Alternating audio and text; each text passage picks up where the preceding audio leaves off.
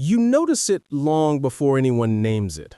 A strange tightening in your chest when prices shift overnight, when headlines sound like recycled history, when the experts insist everything is manageable even though you can feel the floor sagging under your feet. People felt that same pressure in breadlines during the Great Depression, during the foreclosure storms of 2008, and in the eerie quiet of lockdown cities in 2020. History doesn't repeat, it corner cuts, and every time it does, most people cling to whatever is familiar, except for the few who survive by switching to the three positions that have outlived every crisis of the last century. First, you learn that cash isn't the safety blanket you thought it was. In 1931, people stuffed dollars into mattresses only to watch deflation rip their jobs away, and banks swallowed their savings whole. In 2008, the same mistake returned, trusting institutions that looked stable right until they weren't. And during COVID, people hoarded stimulus checks while shelves emptied faster than accounts filled. The survivors understood something simple and brutal. Liquidity matters, but only if it stays liquid when the system doesn't. They kept emergency cash, yes, but not in a single bank, not tied to one institution, not exposed to one point of failure.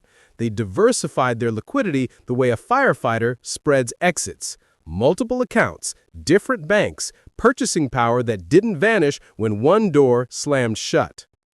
The second move is even more counterintuitive.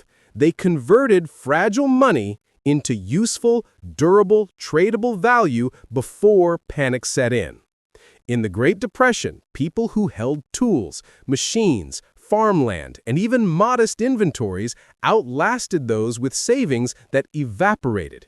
In 2008, skill-based assets, things that generate income independently, became lifelines when employers collapsed.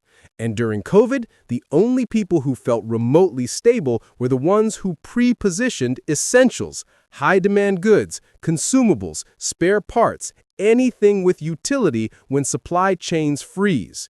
It's not hoarding. It's building a personal microeconomy that doesn't collapse when the macro one does. But the third move is the one nobody ever teaches because it sounds too soft to survive a hard world.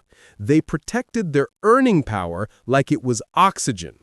In every crisis, the people who adapted fastest weren't the richest. They were the ones who shifted skills, learned the new demand curve, and positioned themselves where the economy was heading instead of where it used to be. During the Great Depression, survivors weren't just capital owners. They were the carpenters who learned repair work, the mechanics who serviced failing machinery, the teachers who pivoted to private tutoring. In 2008, it was the people who embraced digital tools early, who moved into service niches that didn't collapse. And during COVID, the ones who stayed afloat were the ones whose skills could move online within days, not years. Once you understand these three moves, diversified liquidity, useful tangible value, and adaptive earning power, you start to see why they keep showing up in every era of collapse.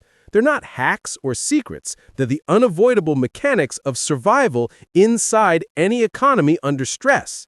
Systems fail, supply chains choke, institutions promise stability and deliver fragility instead.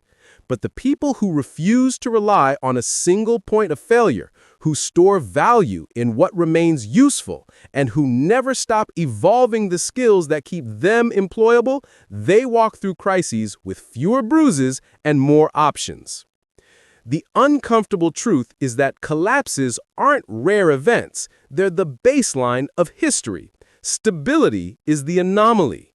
But if you anchor yourself in the same three positions that outlasted 1930s deflation, 2008's credit implosion, and COVID's global freeze, you're not betting on luck.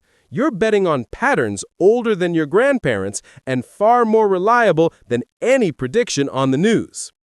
If you found this video insightful, don't forget to like, share, and subscribe to the channel, and share it with someone who's curious about how money, power, and history always seem to move in cycles.